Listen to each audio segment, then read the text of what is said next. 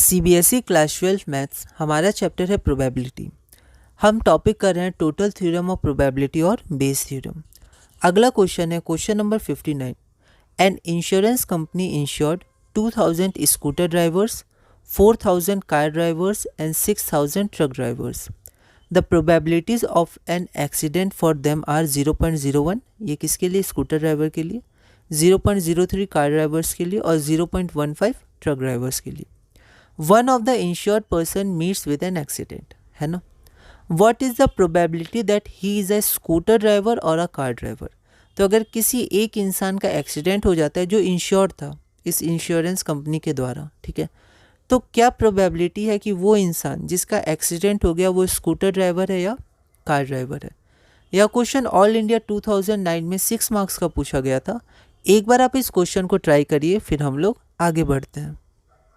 तो हम लोग सबसे पहले इवेंट्स डिसाइड करेंगे जैसे हम करते हैं। प्रैक्टिस के साथ आप समझ जाएंगे कौन सा इवेंट्स आपको लेना है।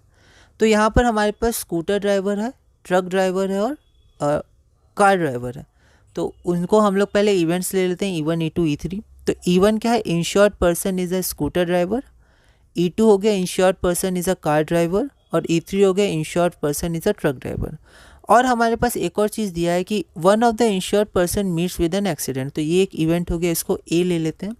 तो insured person meets with an accident, ठीक है।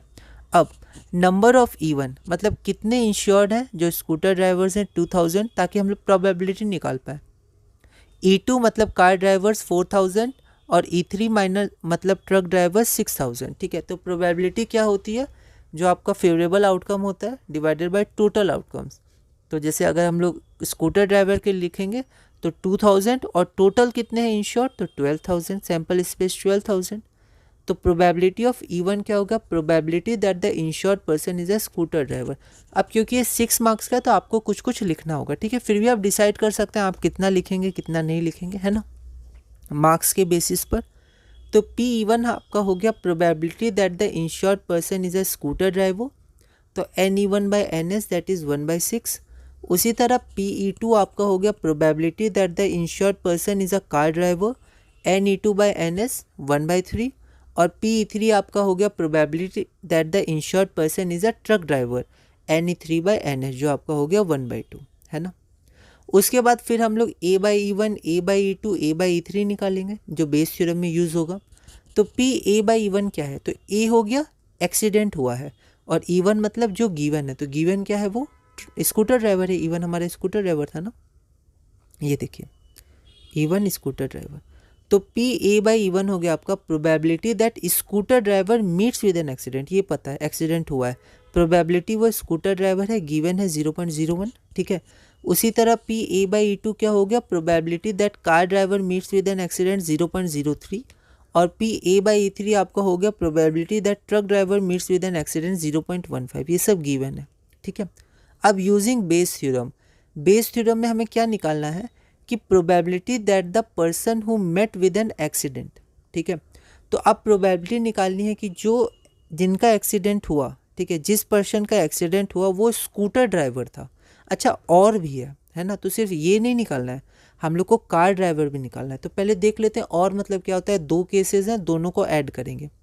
तो सबसे पहले ये देखते हैं कि जो इंसान का एक्सीडेंट हुआ था वो स्कूटर ड्राइवर था, ठीक है।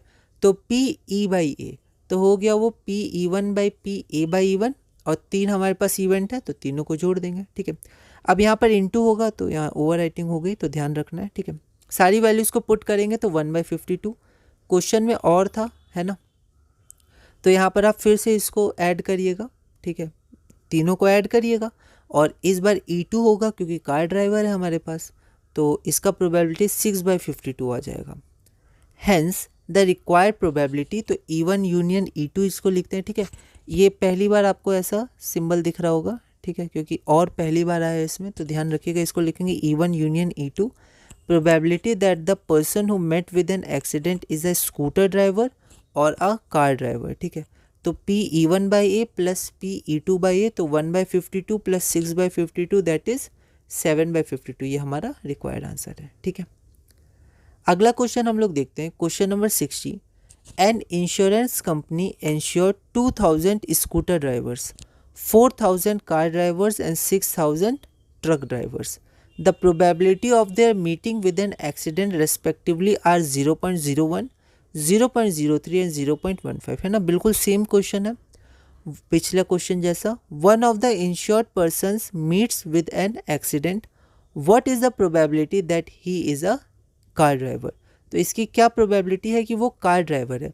और पिछले क्वेश्चन में क्या था, स्कूटर ड्राइवर या कार ड्राइवर, यहाँ पर सिर्फ कार ड्राइवर है. ठीक है, यह क्वेश्चन ऑल इंडिया 2012 में 6 मार्क्स का पूछा गया था. ठीक है, तो आप क्या करिएगा, क्वेश्चन नंबर 59 सिमिलर क्वेश्चन है, आप उसको देख सकते हैं और वहाँ पर आप इसको सॉल्व कर सकते हैं. ठीक है, अगला क्वेश्चन है हमारा question number 61. In a factory which manufactures bolts machines ABNC, मतलब एक ऐसी कंपनी है जो बोल्ट बनाती है. ठीक है, अब उसके पास 3 मशीन है. Machines ABNC manufacture respectively. तो ABC मशीन बोल्ट बनाते हैं, 30% A बनाता है, 50% B, 20% C बनाता है बोल्ट्स, है ना. Out of their outputs 3%, 4% and 1% respectively are defective bolts. तो वो लोग 3%, 4% और 1% डिफेक्टिव बोल्ट्स बनाते हैं. ठीक है, a bolt is drawn at random from the product and found to be defective. अब एक बोल्ट को उठाया गया जब उन्होंने बना दिया, ठीक है, और वो डिफेक्टिव पाया गया.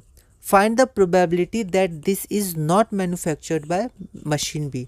तो आपको प्रोबेबिलिटी बतानी है कि ये जो बोल्ट है जो डिफेक्टिव निकला वो मशीन बी के द्वारा नहीं बनाया गया है. नॉट है, ध्यान रखिएगा, नहीं बनाया गया है. तो यह क्वेश्चन ऑल इंडिया 2015 में 6 मार्क्स का पूछा गया था.